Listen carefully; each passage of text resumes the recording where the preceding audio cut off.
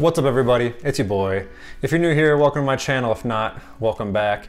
In today's video, we're gonna go over the 5 things you can do outside of Denver. In the last video, we spoke about just things to do in the city of Denver, but now we're gonna go about 1.5 hours to 2 hours out to see what else there is to do. As always, don't forget to like, subscribe, and smash that notification bell to be alerted when I make new videos, as I'll try to release videos every Monday and Wednesday about all things Colorado, investing, and real estate in general.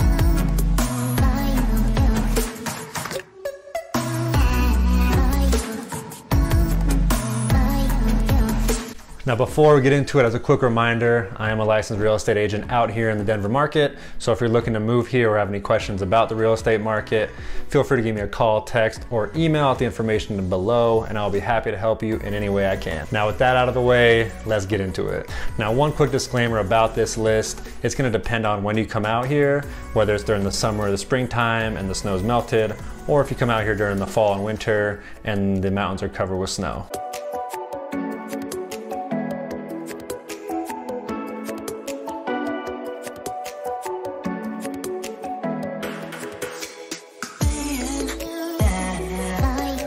All right, number 1 on this list is Estes Park.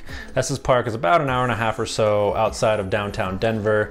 It's home to the Rocky Mountain National Park, Stanley Hotel, and many other outdoor activities. If you plan on visiting Rocky Mountain National Park, you can expect to pay about $25 for a one-day pass, or if you want to visit other national parks across the US, you can pay $80 for the annual pass, and that'll get you into Rocky Mountain National Park, national parks over in Utah, Montana, all these other states. There are plenty of hikes, lakes, wildlife to see while you're in the national park, and a little fun fact about it is it's actually one of the highest national parks in the country, ranging from about 7,800 feet above sea level all the way to over 14,000 feet above sea level.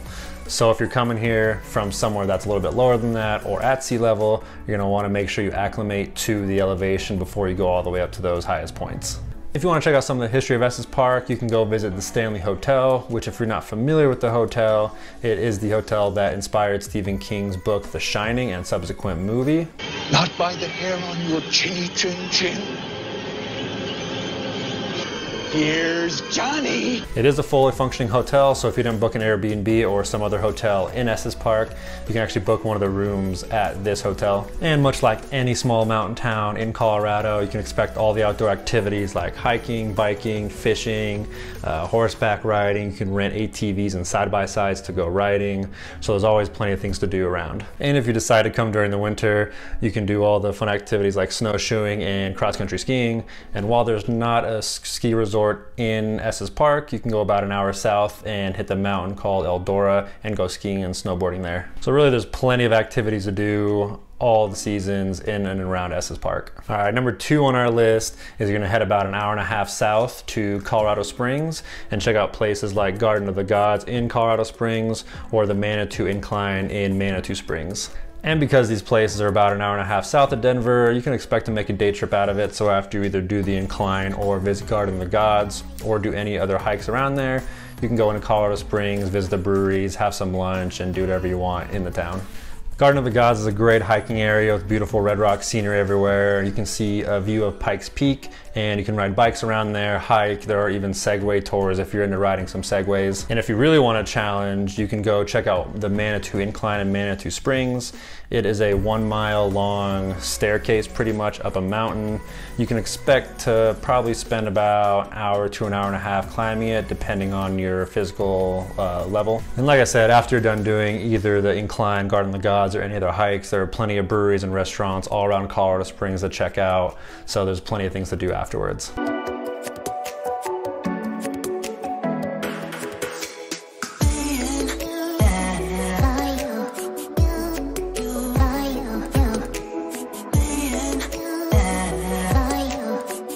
All right, next on our list is more of a winter activity, but there's also things to do in these towns during the summer.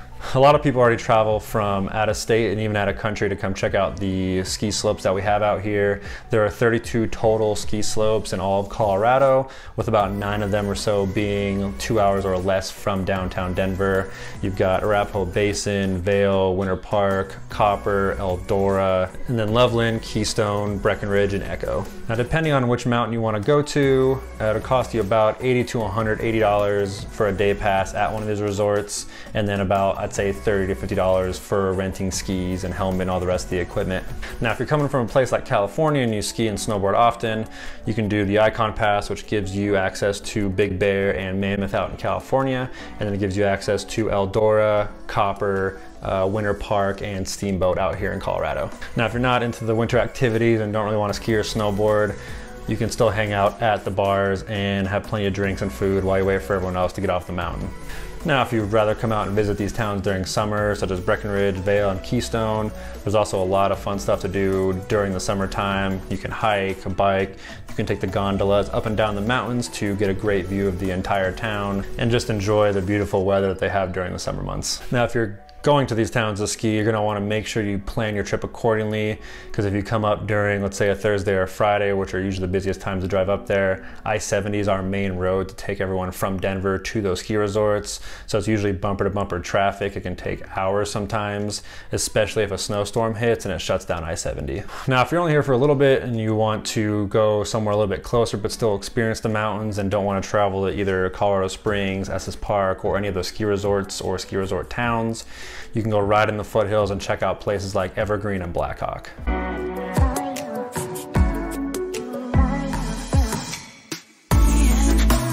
Evergreen and Blackhawk are small mountain towns that are about 40 minutes to an hour outside of Denver.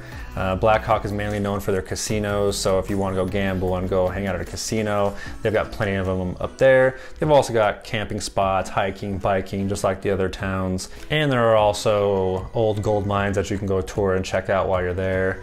If you don't want to gamble or do any of that, you can go over to Evergreen, which is just a little bit south of Blackhawk. It's personally one of my favorite places. It's super beautiful, plenty of hikes, plenty of rivers to go fishing, go biking. There's the Three Sisters Park, which is a great area to go biking and hiking. And if you're into pizza, I highly recommend checking out Bojo's, the pizza joint just in downtown Evergreen. Super delicious, you won't be disappointed. All right, now last one on our list is, instead of heading south to Colorado Springs, you can head north for just about the same amount of time and check out Fort Collins. Fort Collins is super cool. I'd say it's a college town. It's home to Colorado State University, and it actually produces 70% of the craft beer in Colorado. So you've got New Belgium and Odell being the main two. So if you're into beers and just going around to different breweries, it's got plenty to go check out. And then of course, much like Colorado Springs and some of the other small mountain towns, there's plenty of hiking, biking, and other activities to do around the city.